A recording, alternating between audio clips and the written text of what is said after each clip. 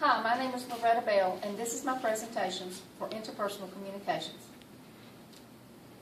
Identifying my overarching goal.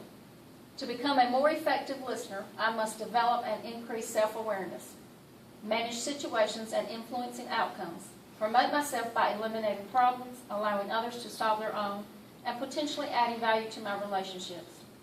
Improve my own self-esteem and confidence by decreasing misunderstandings and relating more effectively with others. Stewart emphasizes his assumption that there is a direct link between the quality of your communication and the quality of your life. By concentrating on my weaknesses and becoming a more active and effective listener, I will strengthen my communication skills and enlarge my conversations with others. Listening. Burley Allen says listening can be divided into 3 levels, characterized by certain behaviors which can affect our listening efficiency. Level 1 listeners are empathetic. Listening requires the listener to be non-judgmental, placing themselves in the other's position, while attempting to see things from his or her point of view. Level 2 listeners often create misunderstandings as they are half listening to what is being said because they listen logically, being more concerned about content more than feeling. Level 3, these listeners are faking, listening in spurts, tuning in, thinking about other matters, making judgments, forming opinions, preparing to talk, and give advice. However, all listeners should make a goal to listen at level 1 in all situations. Socialization process. Burley Allen suggests our social environment and childhood experiences influence our behavior patterns. This results in how we listen as adults, as we tend to duplicate what we learn as children. Peterson suggests that parents prepare their children for effective communication by providing an atmosphere conducive for hearing. Parents who model listening encourage their children, increasing the chances for better choices, consequences, and future benefits. Self-knowledge is also an important learning tool. By understanding our deficiencies and acknowledging a need for change, increasing the ability to communicate and interact effectively with others.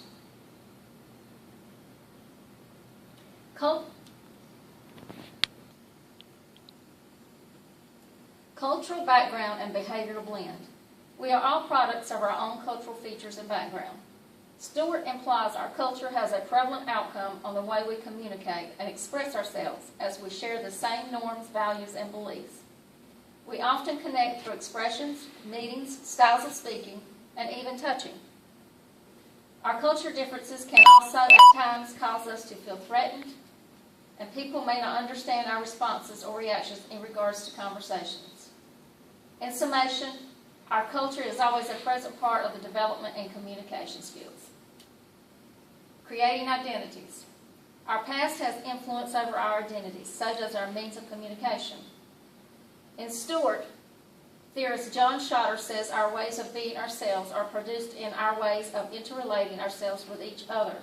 These are the terms in which we are socially accountable in our society, and these traditional or basic ways of talking are productive of our traditional or basic psychological and social identities. In other words, we are who we are. Our identities are built on our communicating. Stewart goes on to suggest that there are always identity messages in play, meaning we are always in identity and negotiation, or the collaborative construction of sales whenever we communicate. He continues to say that people who are aware of identity negotiation processes communicate more effectively and are more successful in situations. Conversations. Stewart says the most significant and influential communication events are conversations. This is because we humans all over the world engage ourselves in some type of conversation. It is a continuous part of both our personal and professional lives, and we participate either verbally or non-verbally. Theorist and trainer Peter Singe puts effective conversation as being the single greatest learning tool in any organization.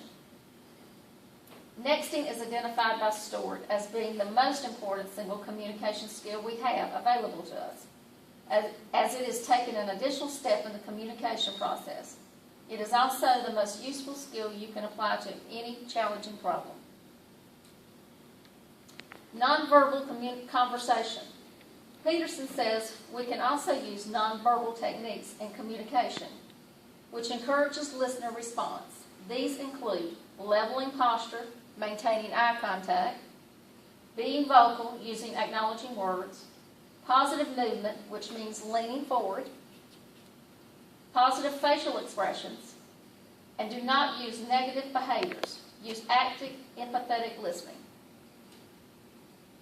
Personality patterns.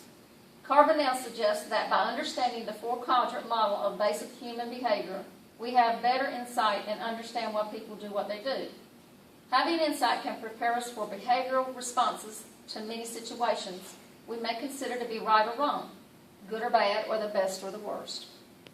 Carbonell suggests we cannot control what others say or do, but we can affect their responses by how we say and do things, thereby being in control of dealing with others.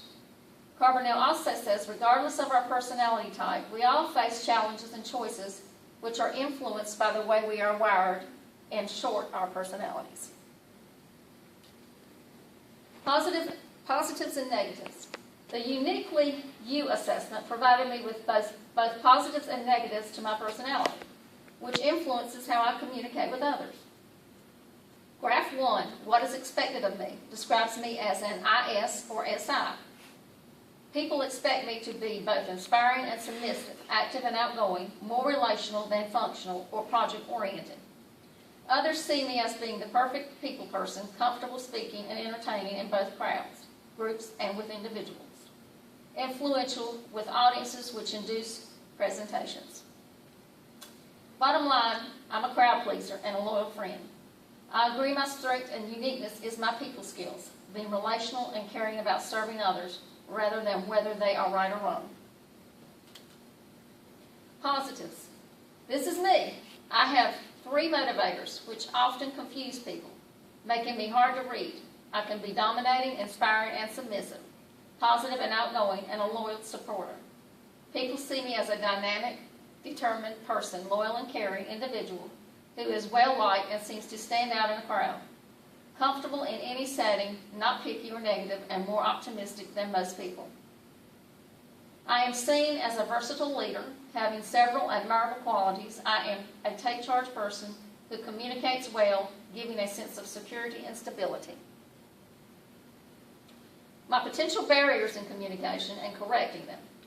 Early out, I need to be more aware of habits that prevent me from developing better listening skills. Not listening things out, jumping in before the other person is through talking is how I intend to correct my barriers. I will allow the talker to complete their conversation before intervening. Where the subject is of personal interest, I anticipate and wait for the other to stop so I can argue my point or idea. If I become impatient, I interrupt. I will change this by learning to be more patient and concentrating on listening to what the speaker is saying without interruption. Thinking ahead to what I will say next. I will change this by focusing more on the conversation and listening more effectively and allowing the talker to send the message completely. Identifying noise pollution, internal and external, and the solutions. Noise pollution is identified as barriers that distract the ability to communicate. They can be internal, external, emotional perceptions, receptions, and attention, as well as listening styles. Avoid noises from other people or the environment which interrupts communication. Listening more attentively during the communication process will help to eliminate the internal and external noise. You can also acknowledge what the listener is saying and encourage the communication and enlarge the conversation by doing this. My plan of action. I will pay more attention to the speaker and listen more effectively and attentively. I will wait my turn and avoid interrupting conversations and speakers. I will learn patience and avoid old habits like not tuning into someone if I am not particularly interested in what they have to say. I will work on using perception processes with methods of inhaling and exhaling, learning cognitive schemata or the guidelines that help us process incoming cues in conversations. I will be more open and use more self-disclosure effectively, which will increase my self-awareness. In conclusion, I would like to say I have enjoyed this class and I have learned a lot about enlarging and expanding conversations. I have also already put into practice my points in my plan of action, and I must admit I have had to catch myself before interrupting someone before they have finished speaking. All in all, after taking the Queendom test, I have learned I am insightful and have many of the qualities it takes to be a good conversationalist and communicator. Thessalonians 4:18, encourage one another. Colossians 4:6, fill conversations with grace. Thank you for taking the time to watch my presentation.